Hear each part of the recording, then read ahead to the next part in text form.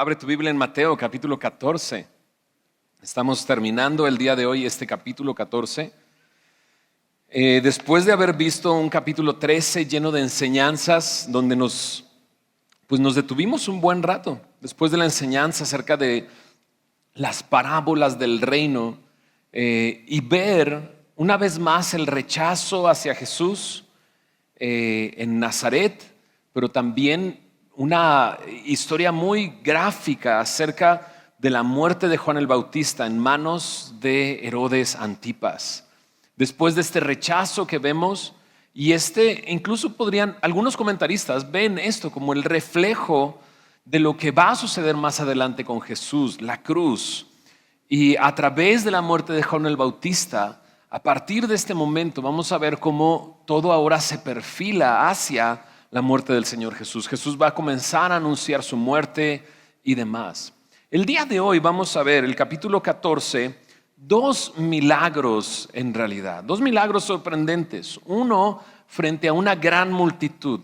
El momento en que Jesús alimenta a 5,000 hombres, sin contar mujeres y niños. Algunos consideran que probablemente había alrededor de 15,000 personas. Solo para darnos una idea, quizás los que estamos aquí somos alrededor de 450, ¿no? Entonces imagínate eso multiplicado por un chorro, ¿verdad? Como por 10 seríamos 4,500, ¿no? Pues eso, tú me entiendes. O sea, son muchísimos, es un gran milagro. Pero también veremos otro milagro, pero ese frente a sus discípulos solamente. Jesús y Pedro, creo que es importante decirlo, andando sobre el mar. Ahora, entiendo esto. Estos dos milagros parecen imposibles. Podríamos decir que son increíbles, pero son ciertos. ¿Por qué? Número uno, porque tenemos un Dios que hace posible lo imposible. Y creo que para mí eso es una buena razón. Él es el creador del universo. Él puede hacer lo que Él quiera. Pero también creo que encontramos en estos pasajes, por la reacción de la multitud y de sus discípulos, que lo que estaban viendo era real ante sus ojos. De ambos tenemos un antecedente en el Antiguo Testamento acerca del Mesías, del Cristo, de aquel que vendría.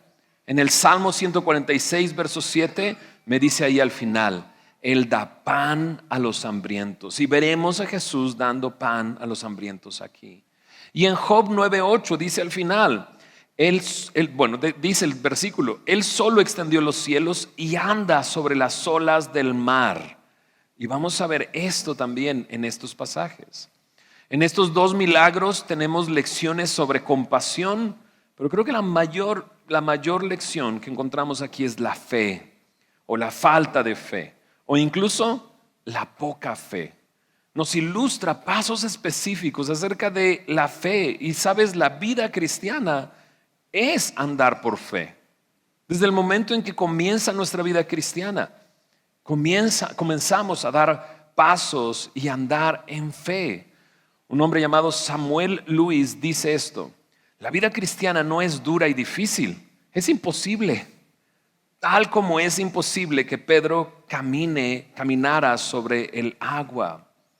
Esa grande hazaña es una hermosa ilustración de la vida de unión con Cristo. Leamos Mateo 14, versículo 13 al 21, aunque vamos a ver todo el capítulo. Leamos esa porción, oramos y nos adentramos a lo que Dios quiere decirnos en esta mañana. Dice así: oyéndolo Jesús se apartó de allí en una barca a un lugar desierto y apartado. Y cuando la gente lo oyó, le siguió a pie desde las ciudades. Y saliendo Jesús vio una gran multitud y tuvo compasión de ellos y sanó a los que de ellos estaban enfermos. Cuando anochecía, se acercaron a él sus discípulos diciendo: el lugar es desierto y la hora ya pasada. Despide a la multitud para que vayan por las aldeas y compren de comer.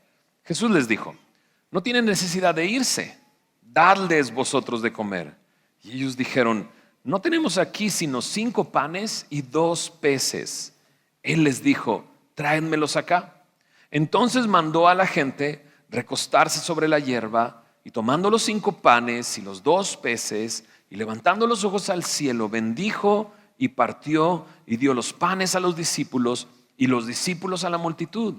Y comieron todos y se saciaron y recogieron lo que sobró de los pedazos, 12 cestas llenas. Y los que comieron fueron como 5,000 hombres, sin contar las mujeres y los niños. ¿Oramos?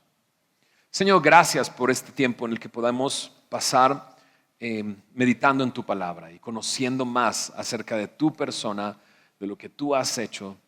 Y Señor, sin duda, queremos no solamente conocer los hechos, sino queremos que tú hables a nuestro corazón y que nos fortalezcas, Señor. Fortalécenos en fe para creer que tú puedes hacer posible lo imposible, porque tú eres el Dios que nos ha creado y que nos ha rescatado. Ponemos este tiempo en tus manos, Señor, en el nombre de Jesús. Amén. Amén. Muy bien, este lugar donde llega Jesús es un lugar desierto, dice ahí, y apartado. El plan era descansar y reflexionar. Es interesante, pero este milagro aparece en los 4 evangelios. De hecho, es el único que aparece en los 4 evangelios. Por lo tanto, hay bastantes detalles acerca de este milagro. En Marcos capítulo 6, por ejemplo, en el verso 30 al 33, me dice que estaba sucediendo justo antes de que llegaran a ese lugar. Dice ahí en Marcos 6:30. Entonces los apóstoles se juntaron con Jesús y le contaron todo lo que habían hecho y lo que habían enseñado. ¿De dónde vienen? Vienen de ir y predicar el evangelio, sanando enfermos y librando a endemoniados. De eso vienen. Entonces vienen, le cuentan a Jesús todo lo que habían hecho, lo que habían enseñado, y él les dijo: venid vosotros aparte a un lugar desierto y descansad un poco, porque eran muchos los que iban y venían, de manera que ni aún tenían tiempo para comer, y se fueron solos en una barca a un lugar desierto. Este es el momento. ¿Cómo salieron de ahí? Como dice en Mateo, en una barca. Se fueron en una barca a un lugar desierto. Pero checa esto, verso 33 de Marcos 6. Pero muchos los vieron ir y les reconocieron, y muchos fueron allá a pie desde las ciudades y llegaron antes que ellos y se juntaron a él. Entonces imagínate, ven a Jesús subirse en una barca y esto es el mar de Galilea, y geográficamente no es un mar como yo me lo imaginaba de niño, un mar donde no ves la otra orilla. Pues eso es un mar, pero el mar de Galilea realmente es un lago, y un lago donde puedes ver la otra orilla. Entonces imagínate que Jesús se sube a la barca, ¿no? Y tú estás alcanzando a ver la orilla del lago. Y entonces muchos empiezan a alborotar, empiezan a platicar y empiezan a caminar alrededor del lago, ¿no? Y mientras van pasando por ciertas comunidades van diciendo: Jesús va a llegar al otro lado, Jesús va a llegar al otro lado, Jesús va a llegar al otro lado. Y llegan antes de que Él llegue. Entonces querían descansar, y ¿qué encontraron? Una gran multitud. Una gran multitud. Si pensamos en esta cantidad de personas, algunos que estudian la época y el tiempo en el que sucede esta historia consideran que no había una ciudad alrededor del lago de Galilea que tuviera esta cantidad de personas. Por lo tanto, es una gran multitud que viene de diferentes lugares, porque la fama de Jesús ha crecido demasiado.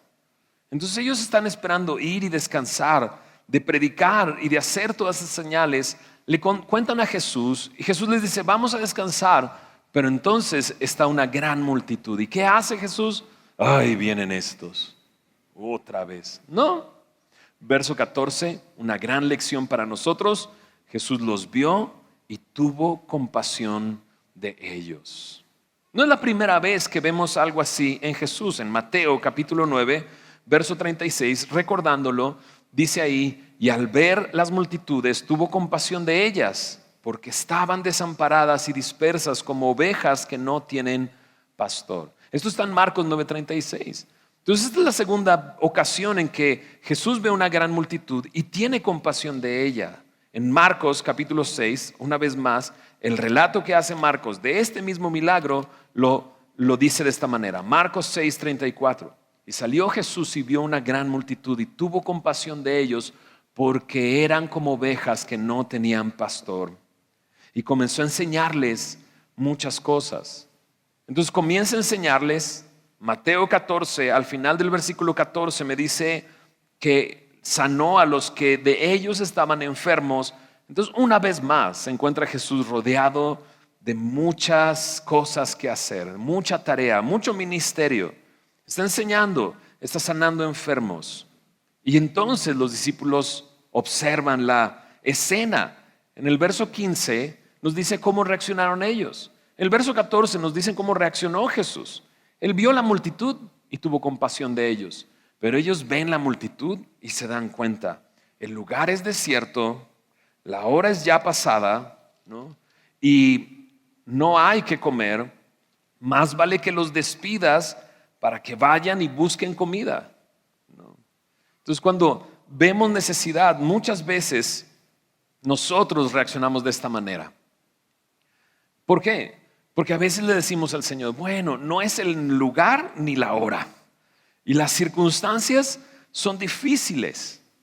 Y es que los discípulos lo único que alcanzan a ver es lo poco que ellos tienen. En el Evangelio de Juan vemos a Jesús con un plan que ellos no están al tanto. ¿Cuántas veces Dios tiene planes para nosotros y nosotros no estamos al tanto? ¿Te ha pasado? Dios tiene un plan, pero nosotros no lo vemos. Lo único que vemos son las circunstancias. Ay, Señor, no es ni el tiempo, no es la hora, no es el lugar para que estés pidiéndome que haga algo, ¿no? Y esa es la manera en que ellos reaccionan. Pero checa en Juan capítulo 6. Juan capítulo 6, el mismo relato una vez más, pero ahora el versículo 5 al 7 dice de esta manera. Juan 6, versículos, ¿qué dije? 5 al 7. Dice ahí, cuando alzó Jesús los ojos, vio que había venido a él gran multitud y dijo a Felipe, ¿de dónde compraremos pan para que coman estos? La verdad. ¿Qué pregunta? ¿Cuánta gente es? Como 15,000, ¿estamos de acuerdo? ¿Alguien hace tortas comúnmente? ¿Somos cuántos aquí? 450. ¿Cuánto pan tendrías que comprar para hacer una torta? Bueno, y nada más el pan compraríamos. Empiezas a hacerla, a pensar, a razonar lo que está sucediendo y dices, no hay ninguna panadería cerca que pueda proveer de pan para 15,000 personas. ¿Estás de acuerdo? Entonces Jesús está haciendo algo. ¿Estás de acuerdo? ¿Dónde compraremos? Dice ahí. ¿Dónde compraremos pan para que coman esto? Mira lo que dice el verso 6, Juan 6, 6. Entonces Felipe le dice esto. Pero esto decía para probarle, porque él sabía lo que había de hacer. Verso 7 dice ahí. Felipe le respondió, 200 denarios de pan no bastarían para que cada uno de ellos tomase un poco. 200 denarios es el salario de una persona por todo un año prácticamente.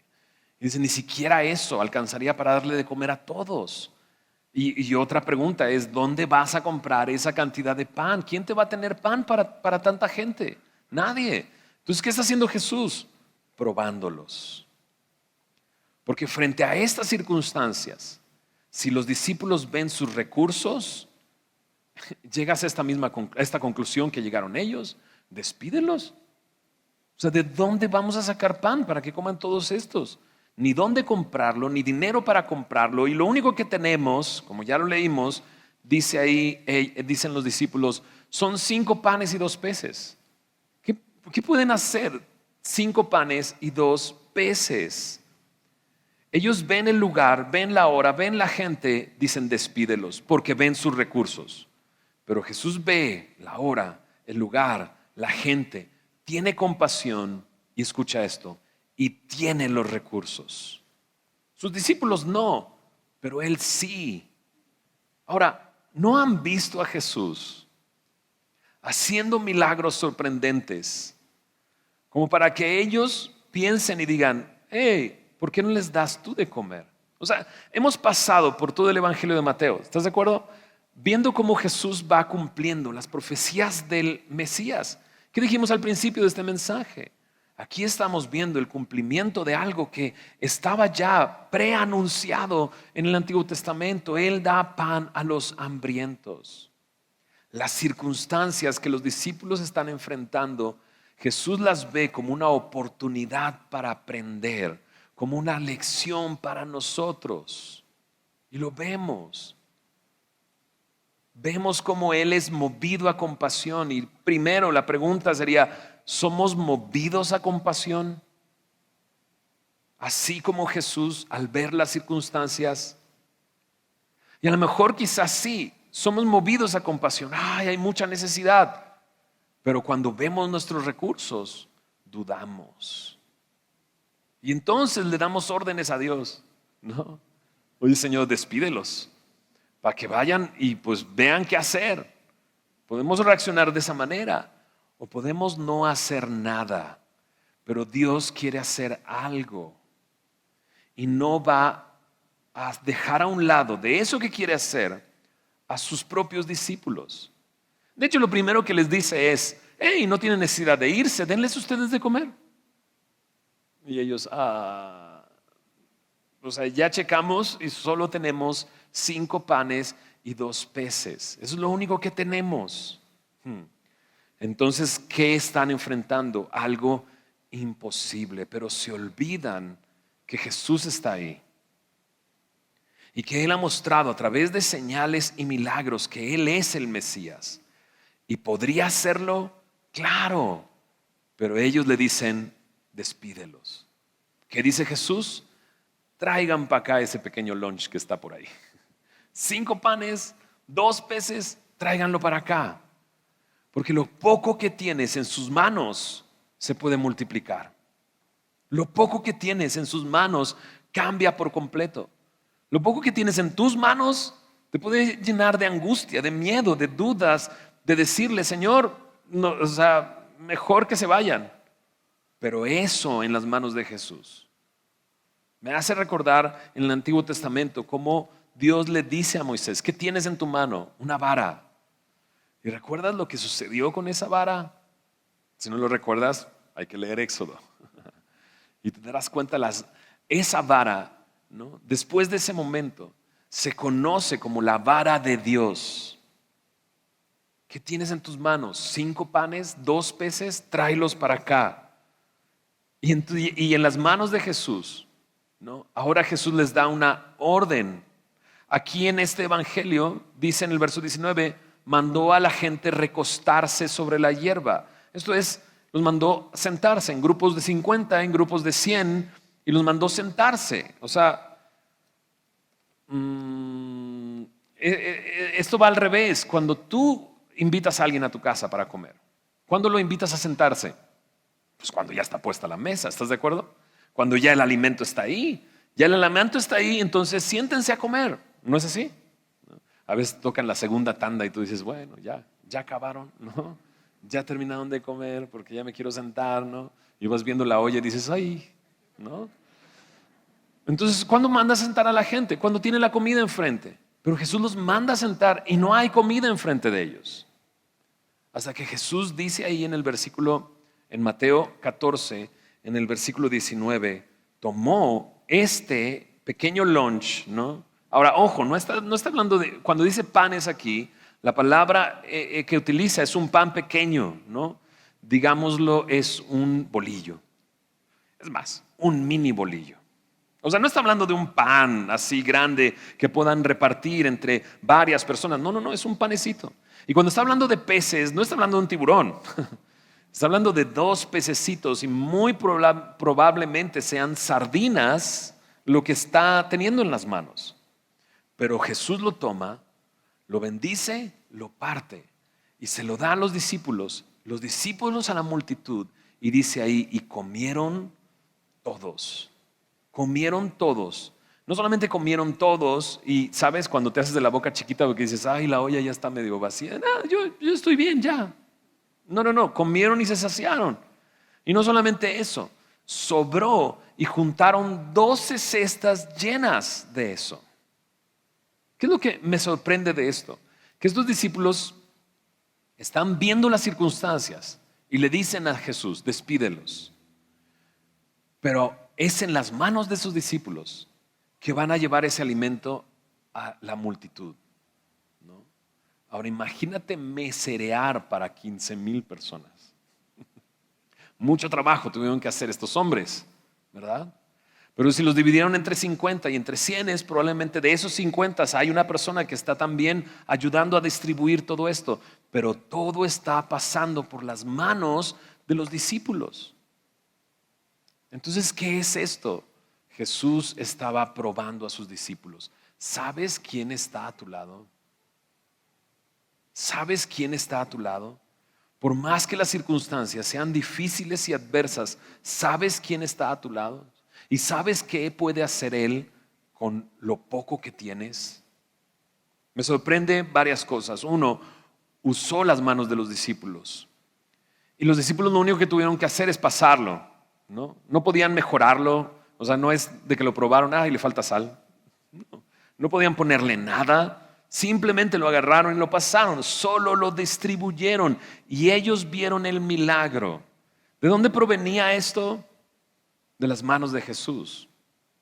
Y eso es un gran milagro, porque el pan, pues, está multiplicando el pan. No está multiplicando grano que le está dando a personas para molerlo y luego mezclarlo y luego hacer pan. No, está multiplicando el pan ya hecho y el pez ya también ahí frente a sus manos. En sus manos lo está multiplicando Jesús y lo está dando a las personas, a los discípulos y los discípulos a la gente. Y aquellos, me imagino como ese momento en que Jesús más bien cambió el agua en vino. Jesús lo hace, pero aquellos que están allá no lo vieron. Simplemente están disfrutando de ese vino y están diciendo, wow, sacaron el mejor vino al final. Nadie hace eso. Y acá están ellos sentándose, la multitud, y están comiendo y los está saciando. ¿Hay algún momento en que las circunstancias eran difíciles en la Biblia? No tenían alimento y Dios les proveyó alimento. Sí, ¿cuándo? Cuando Dios hizo que cayera del cielo, ¿se acuerdan? Maná. Entonces, esto es un reflejo de algo.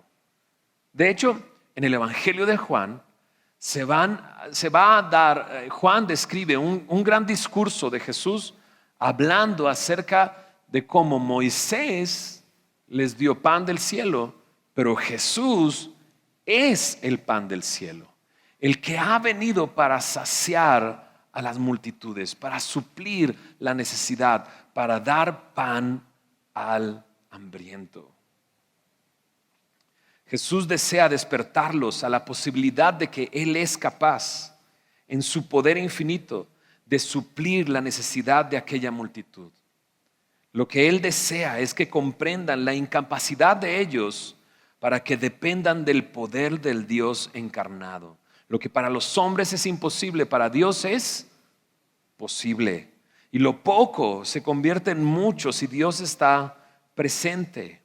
Él hace su obra imposible a través de sus discípulos, de sus siervos.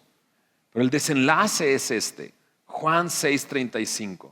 Jesús está probándoles, pero les quiere dar una enseñanza. Y Jesús, después de este momento, van a buscar a Jesús de nuevo. Y Jesús se atreve a decirles: ustedes vienen a buscarme porque quieren más pan. Les gustó el pan, ¿verdad? Quieren más pan. Y entonces ellos dicen: pero ¿qué señal haces tú? Porque Moisés nos dio pan en el desierto. Pero Jesús termina diciéndoles: no fue Moisés, sino mi Padre les ha dado ese pan del cielo y ahora les da el verdadero pan del cielo. Juan 6:35 dice Jesús así: yo soy el pan de vida. El que a mí viene nunca tendrá hambre. El que en mí cree no tendrá sed jamás. Juan 6 también, versículo 58. Más adelante dice: este es el pan que descendió del cielo, no como vuestros padres comieron el maná y murieron. El que come de este pan, ¿me ayudas a decir esas últimas dos palabras? Vivirá eternamente. Quiero que pienses una cosa. Jesús está haciendo todo esto para mostrarles: yo soy el pan de vida. Si tú vienes a mí, si tú comes mi carne, dice Jesús en esa porción, si tú vienes, comes, crees en mí, tendrás vida eterna. Ellos están viendo un milagro que les apunta hacia quién es el que está frente a ellos y cómo Él, siendo el pan del cielo, teniendo una relación con Él, puedes tener vida eterna. O sea, esto está apuntando hacia la salvación de Jesús y la vida eterna que puede traer a toda esa multitud. Nosotros lo estamos viendo acá, de este lado. O sea, ellos lo están viendo, ¿se entiende lo que estoy diciendo? Ellos lo están viendo de este lado, todavía no llega a la cruz, pero apunta hacia allá, ¿no? Y nosotros lo estamos viendo de este lado. O sea, nosotros somos aquellos que Dios ya ha rescatado, ¿cierto? Sí, espero que todos los que están aquí hayan sido rescatados ya por el Señor. Si no, deja que Él te rescate el día de hoy con su amor y su gracia. Él no quiere condenarte, Él quiere rescatarte, Él quiere darte una nueva vida y quiere darte vida eterna. Pero nosotros los que tenemos vida eterna volteamos hacia atrás. Él ya nos ha dado vida eterna. Pero cuando llegan estas circunstancias dudamos tanto. Es que esto es imposible. Y yo sé que de repente cuando he dicho la frase, Dios hace posible lo imposible, algunos de los que están aquí pensaron, no, pero lo que yo estoy viviendo sí es imposible. Pero piensa en esto. ¿Has confiado tu eternidad en Jesús? ¿No? ¿Has confiado tu eternidad en Jesús? O sea, tú estás seguro de que si mueres vas a ir a su presencia. ¿Amén o no? Amén. O sea, confiamos nuestra eternidad en Él. Pero cuando llega una circunstancia como esta y Jesús nos quiere probar, se nos olvida que Jesús está a nuestro lado y es por nosotros y que pocas cosas en sus manos pueden multiplicarse. ¿Se entiende lo que estoy diciendo? Si hemos confiado para la eternidad en Él, deberíamos de confiar para el día a día. ¿No es así? Vayamos a la siguiente historia. Miren lo que dice en Mateo 14, versículo 22 en adelante. Enseguida Jesús hizo a sus discípulos entrar en la barca e ir delante de Él a la otra ribera, entre tanto que Él despedía a la multitud. Antes de avanzar hacia acá, la reacción de la multitud. Dijimos, Él es el creador de todas las cosas. Claro que puede hacer algo así, pero la reacción de las personas fue evidente que estaban frente a un milagro. Algunos de repente dicen, es que vieron la generosidad de Jesús y cómo sacó esos 5 panes y 2 peces y lo repartió y todos sacaron su lunch porque estaban como de penas y de, saco mi lunch, no va a alcanzar para nadie. Y entonces dicen que esa fue la multiplicación de los panes y los peces. Y no es cierto, fue realmente un milagro. En Juan capítulo 6, en el versículo 14, está la reacción de la multitud. Ahí dice, aquellos hombres entonces viendo la señal que Jesús había hecho, dijeron, este verdaderamente es el profeta que había de venir al mundo. Pero entendiendo Jesús que iban a venir para apoderarse de él y hacerle rey, volvió a retirarse al monte solo. Entonces, la reacción de la multitud es una reacción en la que ellos ven la señal y dicen, esto es lo que estábamos esperando. Este es el profeta, este es aquel que vendría a alimentar a los hambrientos. Pero el plan de ellos es hacerlo rey. Una vez más, piensan que el reino de los cielos es librarlos de Roma en ese momento. Pero Jesús, entendiendo esto, le dijo a sus discípulos, vayan a la otra orilla, a la otra ribera, yo me quedo despidiendo a la multitud. Y dice en el verso 23 de Mateo 14, despedida la multitud, subió al monte a orar aparte. Y cuando llegó la noche, estaba allí solo. Probablemente 6 de la tarde, 7 de la tarde, se está oscureciendo. Jesús ya está solo y está orando aparte. Los discípulos en la barca, verso 24. Y ya la barca estaba en medio del mar, azotada por las olas, porque el viento era contrario. Alrededor de 5 kilómetros ya está dentro del mar, dentro de este lago. Pero las olas azotan la barca, el viento era contrario. Cuando el viento está a favor, vas avanzando más rápido. Pero este viento iba contrario a ellos. Y probablemente ya no solamente están navegando, están remando para llegar a la otra ribera. Verso 25, mas a la cuarta vigilia de la noche. ¿Qué es la cuarta vigilia de la noche? Bueno, si a las 6 comienza la primera vigilia, de 6 a 9 es la primera, de 9 a 12 es la segunda, de 12 a 3 es la tercera, de 3 a 6 es la cuarta vigilia. Así que desde las 6 de la tarde hasta las 3 de la mañana ellos están atravesando un lugar que no les tomaría ese tiempo atravesarlo. Y están luchando contra la tormenta, remando. Pero en ese momento, entre 3 y las 6 de la mañana, dice ahí en el verso 25, Jesús vino a ellos andando sobre el mar. Andando sobre el mar. Y los discípulos, viéndole andar sobre el mar, se turbaron y dijeron: un fantasma. No los culpes, ¿verdad? O sea, cualquiera que vea a una persona andando en el mar diría las mismas palabras, y en medio del cansancio y de la tormenta y de querer llegar a la otra ribera y no poder llegar, ven a Jesús andando en el mar y dicen: es un fantasma, y dieron voces de miedo, ¿no? Y dice, pero enseguida Jesús les habló diciendo: tened ánimo, yo soy, no temáis. Entonces le respondió Pedro y dijo: Señor, si eres tú, manda que yo vaya a ti sobre las aguas. Dices, Pedro siempre abriendo la boca, siempre abriendo la boca. Si eres tú, manda que yo vaya a ti sobre las aguas. Y él dijo: ven. ¿No? ¿Te imaginas que Pedro está diciendo: deja que yo, ven? ¿En serio? Ok. Y descendiendo Pedro de la barca, andaba sobre las aguas para ir a Jesús. Entonces ya no nada más es Jesús, está Pedro andando en el mar, sobre las olas. Pero al ver el fuerte viento, dice el verso 30, tuvo miedo y comenzando a hundirse dio voces diciendo: Señor, sálvame. Al momento Jesús extendió la mano y asió de él y le dijo: hombre de poca fe, ¿por qué dudaste? Y cuando ellos subieron en la barca, se calmó el viento. Entonces los que estaban en la barca vinieron y le adoraron, diciendo: verdaderamente eres, ¿qué dice? Hijo de Dios. Otro milagro. Preguntas: ¿está más sorprendente este o el anterior? No sé a cuál irle, ¿no? Uno está frente a la gran multitud, usando a los discípulos. Este está frente a sus discípulos en medio de la tormenta, ¿no?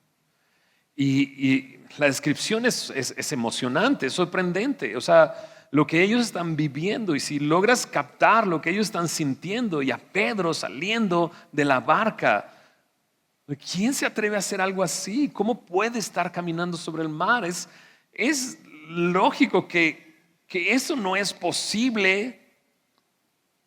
O sea, lo más lógico es hundirse inmediatamente, salir de la barca, poner los pies y hundirte. Pero Pedro sale y el agua lo sostiene y va caminando hacia Jesús. Jesús anda sobre el mar. Hay una clave aquí muy importante. Cuando lo ven y gritan y dieron voces de miedo, Jesús les dice: tened ánimo, yo soy, no temáis. No sé si notaste el énfasis que le di cuando leímos, pero es que este yo soy es demasiado importante. En el relato bíblico, que Jesús diga en este momento yo soy, es muy importante, porque eso es lo que escuchó Moisés desde la zarza que estaba ardiendo y no se consumía. Cuando Dios llama a Moisés y le dice: tienes que regresar a Egipto y sacarlo de ahí. Yo voy a usarte para sacar, yo los voy a sacar, pero tienes que ir tú. Él dice: no me van a creer. No van a creer. ¿Qué les digo? ¿Quién les digo que me mandó? Y la zarza ardiendo, la presencia del Señor ahí. Una zarza que no se consume, ¿no? Un fuego que no requiere de nada para estar encendido. ¿Sabes? Todo fuego requiere de algo. ¿Estás de acuerdo? Tú haces una carne asada, dices: no me hables de eso, pastor, ahorita. Es una carne asada, necesitas fuego, necesitas carbón. ¿Estás de acuerdo? Si no, no tienes fuego. Dices: bueno, mi asador es de gas. Pues necesitas gas. Todos necesitan algo para que el fuego se encienda, pero este fuego se enciende sin necesidad de nada. Y le dice: yo soy el que soy, te ha enviado. Tú diles que yo soy, te ha enviado. Entonces Jesús está ahí y él dice: yo soy. Veremos más adelante en el huerto de Getsemaní a Jesús diciendo: yo soy, y todos los guardias del templo que iban a arrestarle cayeron de espaldas. Es el yo soy, el que está caminando sobre esas aguas, sobre esas olas. Ahora Pedro, dices: no puede ser, Pedro, ¿te imaginas? Si eres tú, manda que yo vaya, y sale y empieza a caminar. Y por un momento están los dos ahí caminando con sus pies sobre las olas.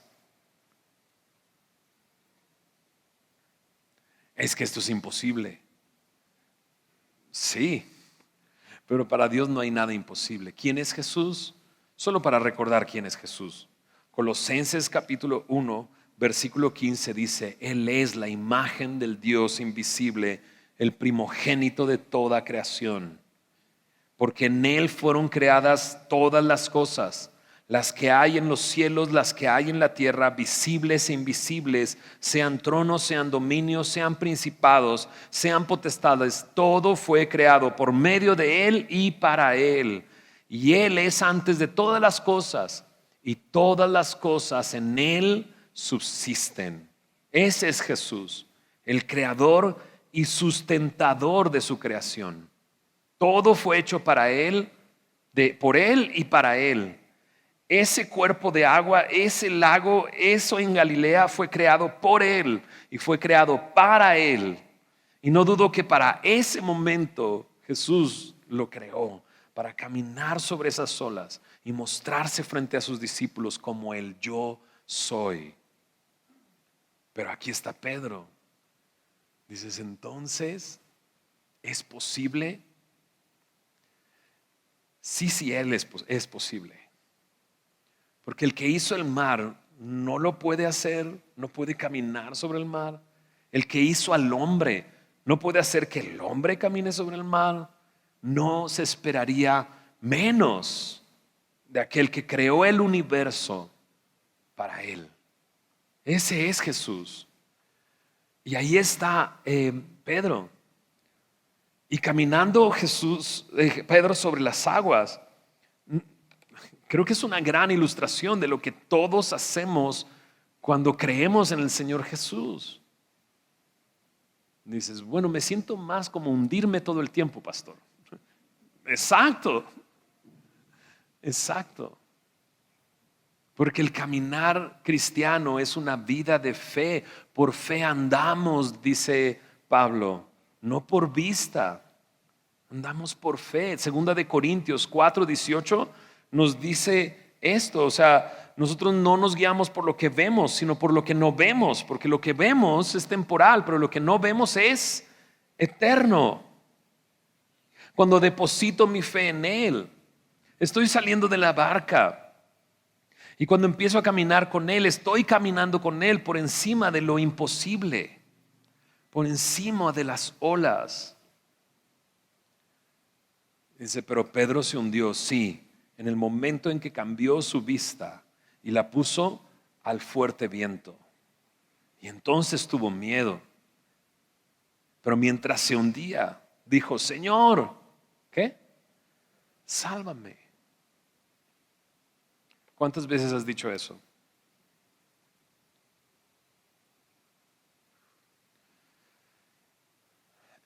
Y si no lo has hecho, a lo mejor es momento de hacerlo. Señor, sálvame. Porque miras alrededor y el viento está fuerte. Y la tormenta recia. Y las cosas se ponen difíciles. Cuando llega Jesús lo levanta. Él, me encanta cómo dice, extendió la mano y asió de él. En otras versiones dice, lo agarró, sujetándolo, agarró a Pedro. No es Jesús ahí, dice, pues Pedro, pues agárrate, Pedro, ¿no? Sino es Jesús agarrándolo. ¿Quién sostiene a quién? Jesús sostiene a Pedro. Porque cualquiera de nosotros puede decir, no tengo fuerza. Y yo diría, ok, no puedo más, ok, no puedo sostenerme, ok, date cuenta que Él es el que te agarra. Cuando lo agarra, le dice, hombre de poca fe. ¿Por qué dudaste? Hombre de poca fe. ¿Por qué dudaste? Y déjame hacer otras preguntas alrededor de por qué dudaste. Jesús podría preguntar, ¿Te he fallado? ¿He dejado de cumplir mis promesas? ¿Acaso el problema que tienes es más grande que yo? Más déjame hacerte otra pregunta. ¿Hay algo imposible para Dios? No.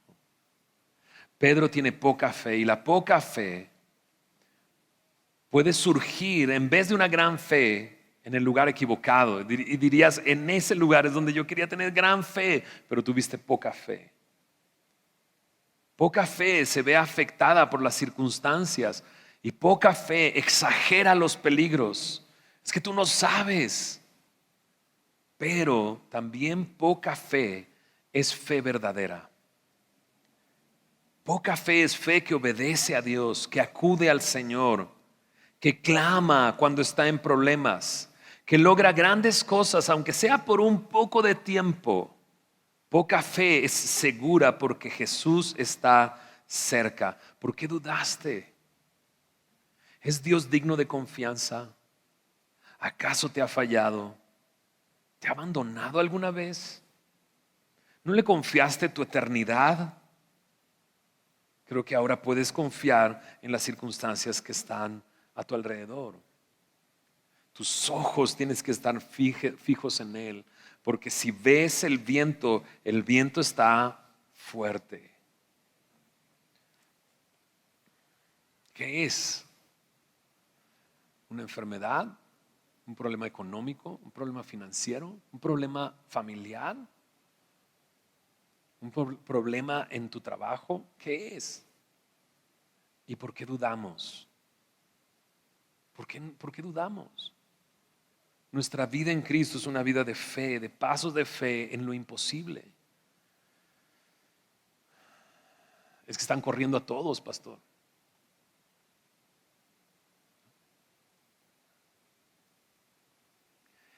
Es que me fijé en el internet y dice que esa enfermedad no se quita con nada.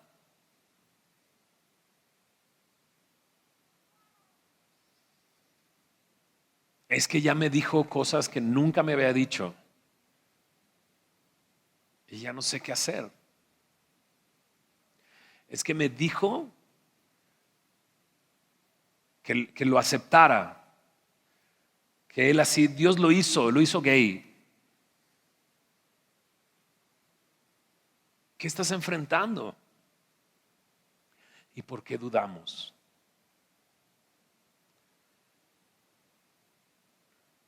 Cada circunstancia en nuestra vida que pueda comenzar a hundirnos y sentir que el agua va subiendo, se detiene en el momento en que decimos, Señor, sálvame. Señor, sálvame.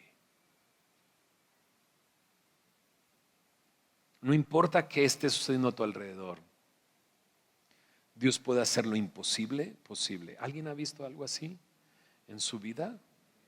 Sí. O sea, ¿en verdad has visto que Dios ha hecho algo imposible posible en tu vida? Si lo has visto, solo pon tu mano arriba. Si has visto algo así, ok, puedes bajarla. Si tú no la subiste es porque estás en algo imposible. Mira cuántas personas a tu alrededor han visto que Dios hace lo imposible posible. ¿Por qué dudaste? ¿Por qué dudaste? Cuando se sube a la barca, de una manera sorprendente, los evangelios dice, se dieron cuenta que llegaron a la orilla. Estaban en medio de la barca, en medio del lago. Y en un instante de repente estaban ya en la orilla, en la otra ribera. Y con calma, completamente en paz. ¿Qué hicieron los discípulos? Se postraron ante Él y le adoraron. Verdaderamente eres hijo de Dios. Verdaderamente eres hijo de Dios. Él es el Hijo de Dios. Él es el yo soy. Él es el pan de vida. Muchos de los que estamos aquí volteamos hacia atrás y dudamos, a pesar de que hemos depositado nuestra fe y nuestra confianza en Él por algo mucho más grande que lo que estamos viviendo en este momento. Y la pregunta es, ¿por qué dudaste? Pon tu fe en Él. Tengo poca fe, pastor. Bien, es suficiente. es suficiente. A lo mejor es momento de decirle: Señor, sálvame, no puedo más. ¿Verdad? Es un buen momento para hacer algo así. Ahora, a lo mejor estás acá por primera vez. Bueno, este es Jesús. Este es Jesús, el que puede saciarte por completo, espiritualmente, porque Él es el pan de vida que puede perdonar todos tus pecados y darte vida eterna juntamente con Él. Ahora, Él es Jesús, que aún en la tormenta Él puede calmar la tempestad en medio de lo que estás viviendo, del miedo que sientes, del temor que sientes, de las circunstancias en las que estás, y puede darte una nueva vida. Y quizás no resuelva inmediatamente lo que estás viviendo, quizás sí, Él lo puede hacer, lo puedo ver. Pero el problema más grande que tú tienes, que es el pecado que te lleva a la muerte, Él lo ha resuelto en la cruz del Calvario. Jesús dijo en esa cruz: consumado es, pagado por completo. Él ha pagado tus pecados para que si crees en Él, crees que Él es el Hijo de Dios, crees que Él es que cargó tus pecados en esa cruz, seas salvo y tengas una nueva vida y vida eterna. ¿Oramos? Señor, gracias porque eres bueno, Señor. Gracias por tu bondad y por tu gracia. Gracias, Señor, porque entonces lo imposible posible. Aún recibiendo noticias como las que hemos recibido durante esta semana, durante este último mes, durante este último año. Tú eres Dios, tú eres fiel y tú estás tan cerca. Aun cuando pensemos que te sentimos lejos, tú estás cerca, Señor. Tú estás cerca del quebrantado de corazón, del contrito de espíritu. Tú estás ahí. Señor, y aun cuando pensamos que no nos estás viendo, Señor, tú no has quitado tu mirada de nosotros. Has fijado tu mirada en nosotros, Señor. Eres tú. Eres tú, Señor. Eres el yo soy. Eres el Hijo de Dios. Eres el pan de vida. Señor, cualquier cosa que hemos estado viviendo, Señor, las circunstancias en las que nos encontremos, aun cuando parezcan imposibles, tú puedes hacerlo posible. Señor, ayúdanos a identificar si estamos en pecado, Señor, y llévanos al arrepentimiento. Llévanos a la restauración de nuestra relación contigo, Señor, y que podamos ver tu obra en nuestras vidas, Señor. Gracias, Señor, por lo que tú nos has mostrado durante esta enseñanza, Señor. Sigue guiándonos, sigue mostrándonos, Señor, que nuestro caminar en ti, este es un caminar en fe. Señor, por fe andamos, no por vista, Señor. Tú nos has pedido que pongamos nuestros ojos en ti, en el autor y consumador de la fe. Puestos nuestros ojos en ti, Señor, podemos correr con paciencia la carrera que tenemos por delante. Señor, gracias, Señor, por tu palabra. En el nombre de Jesús oramos. Amén.